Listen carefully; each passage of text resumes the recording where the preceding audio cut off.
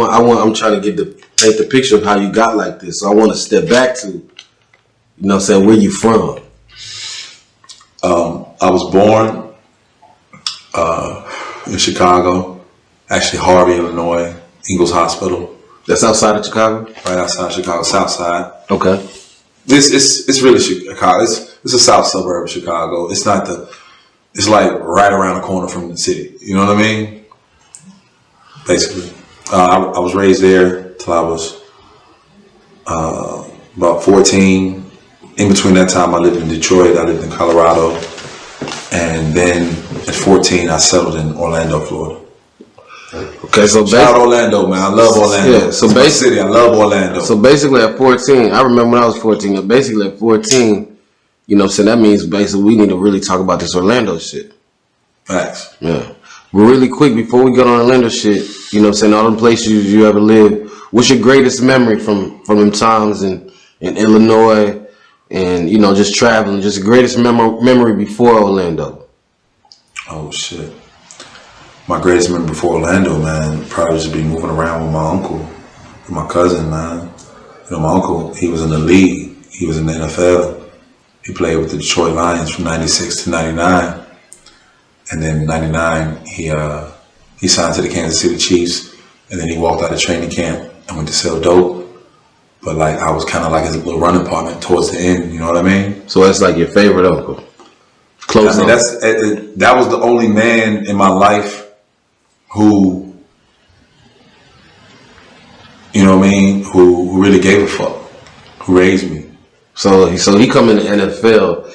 So he came in the NFL. I was probably like, when he got signed, I probably was like 11 or 10 or some shit like that, or maybe 9 or something. I know, like I didn't start like running with him till like right towards the end, till like he was like, till I was about 12, right when I was 12. Okay. Summer of 7th grade. So look, so if you 12 and you running with him, he just go to the league. That mean he 22. Facts. 23. So that's like Facts. Really like your cousin, uncle. Facts. Kind of Facts. shit. Okay. Facts. Okay. So that mean when he was 16, you was like 6. Right. So you know what I'm saying? Facts. You got that connection. Facts. Okay. And my cousin, you know what I mean? Like, you know, he was older than me.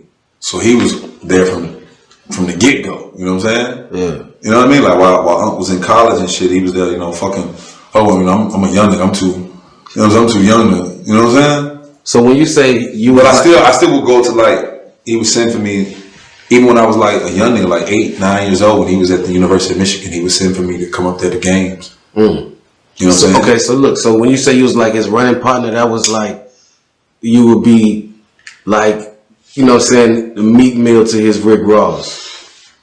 Yeah, like Jay, like he was always, you know, I remember I was probably 11 when I first heard Jay, Reasonable Doubt. I was sitting in my uncle's, you know what I'm saying, Suburban. Back then Bourbons was the shit. You know what I mean? I'm like, you know, with all the TVs in it. You know what I'm saying? This is like 96, you know what I'm saying? Mm-hmm. I might have been younger than that. And he telling me, like, yeah, nigga, you gonna be my Memphis Bleak, nigga. You know what I'm saying? This is what it is, nigga. You gonna be, you know, 16 years old, pulling up at high school on a Ducati and shit, on some other shit. You know what I'm saying? Like filling my mind with all these different things, and then on some Lil Wayne type shit. Right. And then like he went to the league, and like a lot of shit. You know, bro was young. You feel me? Bro was real young, so he did his best to try to, you know, guide me the best he could. So okay, so he had you in the cut on some Bow Wow So Def shit. So that means at a young age he playing for what team he played for? Detroit Lions. So Kansas City Chiefs. And then you coming from Chicago, Illinois, all that shit. Right. So he comes set for you. Right. And at a young age you seeing the NFL parties. Right. Oh yes. Yes. My first stripper party. Hey, look. My first stripper party, bro. My first stripper party. Okay. I was 12 years old. Like I lost my virginity a little while after this. I'll talk about this briefly on my podcast. At 12 or 13? At 12. That's crazy. That's young, man. Yeah, 12. All right, my uncle, it was right before he signed to Kansas City. He had came back, he had Ron Rice coming through. A couple other, I think Robert Porsche, a couple other niggas from the Lions coming through, whatever. And it was like this like underground stripper party they was throwing in Chicago. You know what I mean? And there was this lady, like, I think her name was like Coco Chanel. She wasn't the real Coco Chanel, but in Chicago she was known as Coco Chanel. And she was like, she had like a lot of bitches under her that stripped. You know what I'm saying? She didn't strip no more, but she would like put these parties together, whatever. You know what I'm saying? And one of his like main like girlfriends, he had a lot of women. One of his main girlfriends was this white, at the time was this white girl named Shaniqua. A white girl named Shaniqua. A white girl named Shaniqua from Gary, Indiana, bro. That's crazy. Looked black, talked black, but she was white. Okay. And she wasn't like you got, if you know anything about Gary, Indiana, like it's a lot of like white families in the hood. You know what I'm saying? Okay. Like places like Cincinnati and shit like that. Like the Midwest. Pittsburgh. In the Midwest, it'd be a lot of white families in the fucking hood in certain parts. You know what I mean? But anyway, she was dancing there that night. You know what I mean? So, like the party was crazy. Like my uncle didn't think, he didn't want to let me in. You know what I'm saying? Yeah. He didn't want to let me in because he didn't think I could get in. You know what I mean? And I'm like, all right, nigga, if I can't get in, I'll just sit outside and just watch the whips and shit, nigga. It's all good. I got it. I know how to get in. You know what I mean? Because I always knew how to like dress a little differently, to look a little older. And I always looked a little older because I always like hung out with older kids and older niggas and shit like that. You know, sit back, soaking up game, listening, you know, paying attention, watching, curious. And so, like, I try to get in. Of course I got in. It's an underground stripper party, not carding. This shit not supposed to be happening. So I get in, like I lose my uncle. I lose him. He like gets gone. He's like gone in the crowd, whatever. And I'm just seeing like all these like women, bro.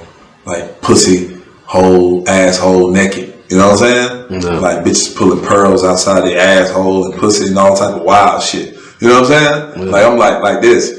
You know, I'll grab a motherfucking Heineken. I just grab one. You know, I'm sipping Heinekens and shit, smoking blunts. At 12 years old, I'm like, what the fuck? You know what I mean? And like that was my introduction. And so to speak, into the nightlife. You know what I mean? Because, but then you lost your virginity fucking one of them bitches? No, I lost my virginity. My uncle, the white girl Shaniqua. It's interesting about this white girl Shaniqua, bro. I don't know where this bitch is at right now. I want to choke this bitch. I want to choke that bitch.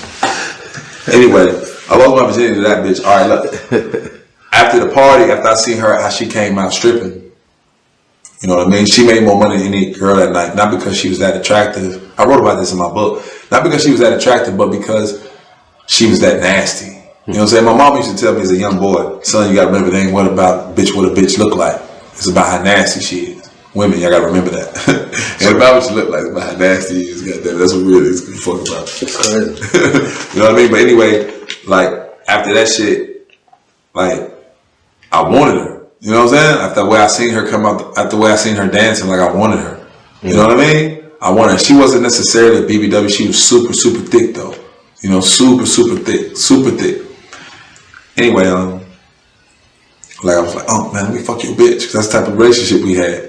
Oh, man, let me fuck your bitch, man. We listen to Juvenile. You can fuck my bitch. Let me fuck your bitch. Y'all love that bitch. Y'all trust that. That's what we listen to. Right. That's what we listen to. No, we listen to 400 Degrees. That's exactly what we listen to at the time. I'm like, oh, you fuck this bitch. Yeah. I bugged a nigga for about 2-3 days, non-stop. Then finally, like, all right, I'm going to let you go ahead and fuck her. He tell the bitch, all right, look, you gotta give my little nigga some pussy. How old she was? She was probably about 24, 25. That's crazy, man. And she like, no, I don't want to get this nigga no pussy. Not because she didn't want to give me no pussy, but because she thought I was going to go back and tell somebody, like one of the family members or some shit like that. You know what I mean? Run my mouth about it. I'm like, shit, I'm 100. I'm like, bitch, I ain't finna say shit. You know what I'm saying? I told her like that verbatim, bitch, I ain't finna say shit. So she like, all right, bet. So she like, well, look, if I'm gonna give you this pussy, you gotta eat this pussy first, right? And my uncle in the room, and I look at the mom like, damn, you didn't tell me I had to eat the bitch pussy. That wasn't part of the deal, you know what I'm saying? Because at the time, you know, eating pussy at the time was in the late 90s and early 80s and all that shit. Niggas who ate pussy, you was damn near looked at as being gay, damn near. Especially black, like niggas was eating pussy, but niggas didn't advertise they ate pussy. That's when chauvinism was at its highest. Facts. The first rapper, side note on the culture shit, the first rapper in history to come on a record and talk about eating pussy and ass was Trick Daddy. Right. Luke didn't even do that. Yeah, he needs credit. Luke didn't even do that. The first rapper in history to ever come on a record, a charting record for the shit, a record that mattered. Yeah. You know what I'm saying? Talk about eating pussy and ass. Put your legs up, blowing all of your butt.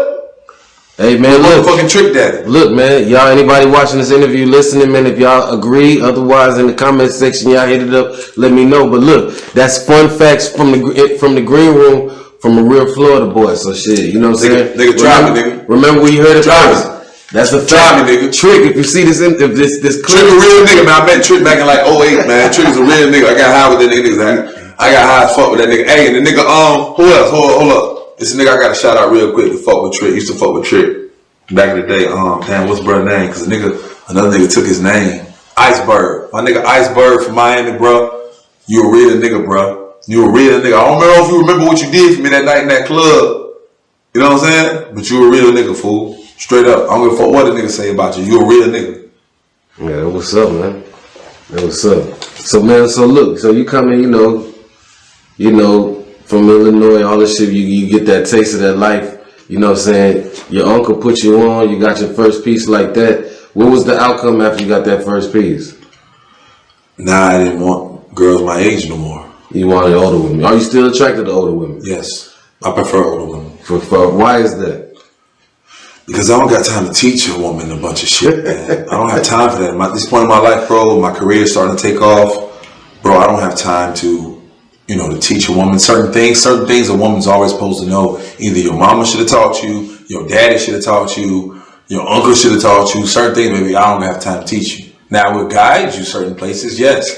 You know what I mean? But you gotta be willing to let me guide you to where I'm going. I'm trying to go to the top. So if you ain't trying to go to the top, you ain't on no boss shit, baby, I can't fuck with you. You know what I'm saying? Because that's what I'm on. You dig what I'm saying? Period. It's just like a nigga who's selling bricks, he ain't fuck with a nigga that's selling nicks. Unless he a nigga selling nicks that's trying like a motherfucker to get some bricks. Yeah. Period. Facts. Yeah. Even stepping back on that lifestyle with your uncle. You know what I'm saying? All the things that you seen and shit. You know what I'm saying? What was the most impactful thing, not just necessarily from dealing with your uncle in that time frame, but more so just that time frame and that, like what you said, it was late 90s? Late 90s, early 2000s. What was the main thing from that time frame of the game that I think you hold closest to yourself? Bro, like everything, bro. Like, you understand? Like, I shook Muhammad Ali's hand at 14 years old in the Athenaeum Hotel in Detroit in 2001. You know what I mean? Yeah. You know, I'm 12 years old, going to the bank with this nigga at the games, cashing $40,000 and $50,000 checks. You know what I'm saying? Like, like niggas have like grown niggas around them, carrying the money with the bag. I'm the nigga at 12 years old carrying the bag. You know what I mean? So, like, once I got a taste of that, I could never go back to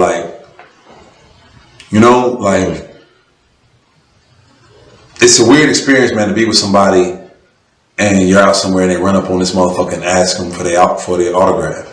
You know what I mean? Like, oh shit, this is my uncle. What the fuck? So you feel like you have especially with this entertainment and with this hustle for the streets from the street to entertainment game, you feel like you got that experience? Bro, when it comes to, I'm gonna say, I haven't experienced, the private corporate jet level of life yet. That's what I'm aspiring to, right? But everything else, like, I done done it. When it comes to the street shit, I done it all. Yeah.